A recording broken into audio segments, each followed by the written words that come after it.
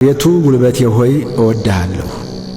እግዚአብሔር ዓለቴ፣ አምባዬ፣ መድኃኒቴ፣ አምላኬ በእርሱም የምተማመንበት ረዳቴ፣ መታመኛዬና የድኅነቴ ቀንድ መጠጊያዬም ነው። ምስጋና የሚገባውን እግዚአብሔርን እጠራለሁ፣ ከጠላቶቼም እድናለሁ። የሞት ጣር ያዘኝ፣ የዓመፅ ፈሳሽም አስፈራኝ። የሲኦል ጣር ከበበኝ፣ የሞት ወጥመድም ደረሰብኝ። በጨነቀኝ ጊዜ እግዚአብሔርን ጠራሁት፣ ወደ አምላኬም ጮኽሁ። ከመቅደሱም ቃሌን ሰማኝ፣ ጩኸቴም በፊቱ ወደ ጆሮው ገባ። ምድርም ተንቀጠቀጠች ተናወጠችም፣ የተራሮችም መሠረቶች ተነቃነቁ። እግዚአብሔርም ተቈጥቶአልና ተንቀጠቀጡ።